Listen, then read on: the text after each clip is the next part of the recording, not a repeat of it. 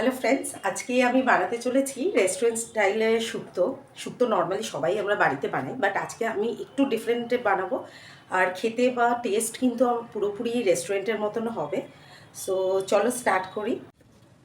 So আজকে restaurant style শুক্তো করার জন্য আমি এখানে নিয়েছি কাজু বাদাম, চারমগজ, কালো সর্ষে, অল্প একটু লাল লঙ্কার গুঁড়ো, অল্প একটু জিরা গুঁড়ো অ্যান্ড আদা, অ্যান্ড মেন উপকরণ যেটা আমাদের মেন জিনিস হচ্ছে চিনি। একটু মিষ্টি না হলে কিন্তু শুক্তো কিন্তু খেতে ভালো লাগে না। তো প্রথমেই আমাদের তেল আমরা ভালো করে গরম করে নিয়েছি এবং তার মধ্যে আমি ফার্স্ট একটু বড়িগুলোকে ভেজে নেব।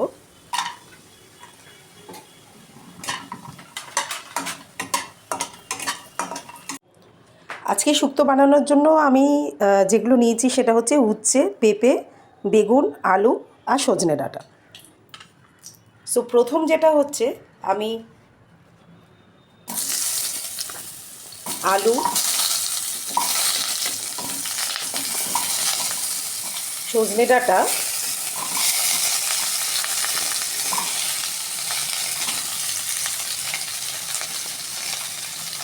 অ্যান্ড পেঁপে এগুলো সবার আগে একটু ভালো করে ফ্রাই করে নেব। আলু, সজনে ডাঁটা আর পেঁপে খুব ভালো করে একটুখানি ভাজা ভাজা করে নেব। এর মধ্যে আমি অ্যাড করছি উচ্ছে। যখন একটু সব কিছু ভাজা ভাজা হয়ে আসছে তখন আমি উচ্ছেটা এর মধ্যে অ্যাড করব। বেগুনটা কিন্তু আমি সবার লাস্টে দেবো, বিকজ তোমরা জানোই বেগুন খুব তাড়াতাড়ি গলে যায়।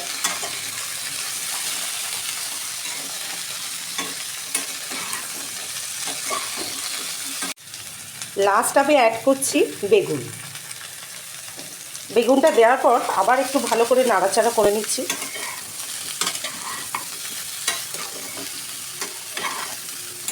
সব কিছু একটু ভালো করে ভাজা ভাজা মতন করে নেবো, যাতে 50% নরম হয়ে যায় সবজিগুলো। সব সবজি একটু হালকা করে ভাজা ভাজা মতন করে নিলাম। এরপরে আমি এটাকে কিন্তু পুরোপুরি তুলে সাইডে রেখে দেবো।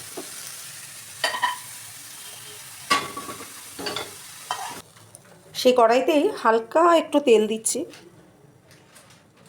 তার মধ্যে ফোড়ন হিসাবে আমি দিয়ে দেবো একটু কালো সর্ষে। এরপর কাজু, চারমগজ আর কালো সর্ষের যে পেস্টটা বানিয়ে রেখেছিলাম সেটা পুরোটাই দিয়ে দিলাম এবং ভালো করে একটু নাড়তে থাকবো। আর সঙ্গে একটু নুন দেবো, কেন তোমরা জানো শস্য আছে ওর মধ্যে। তো ভালো করে নুন দিয়ে হালকা একটু নাড়াচাড়া করে ওর মধ্যে যে বাকি মশলাগুলো ছিল, হালকা একটু জিরে গুঁড়ো এবং লাল মির্চি, লাল লঙ্কার গুঁড়ো আর চিনি দিয়ে একটু হালকা জাস্ট নাড়তে থাকবো এবং তার মধ্যে আমি আদা বাটা যেটা করে রেখেছিলাম সেটাও দিয়ে দেবো। হালকা নাড়ার পরেই কিন্তু আমি আস্তে আস্তে সব সবজিগুলো কিন্তু দিতে থাকবো, যেগুলো আমি আলাদা করে ভেজে প্রায় 50%-এর মতন নরম করেই রেখেছিলাম। সেই সবজিগুলো ভালো করে দিতে থাকবো এবং ভালো করে সেই সবজির সাথে পুরো মশলাটা কিন্তু কষতে থাকবো। বেশ কিছুক্ষণ কষার পর যখন মশলা পুরোপুরি প্রত্যেকটা সবজির গায়ে লেগে গেছে, সেই সময় আমাদের মেন ইনগ্রিডিয়েন্টসটা দেবো, যেটা হচ্ছে আমি 1 বাটি দুধ নিয়েছি। সেই দুধটা এর মধ্যে দিয়ে দেবো। এই দুধ হচ্ছে আমাদের আজকের রেসিপির মেন ইনগ্রিডিয়েন্টস।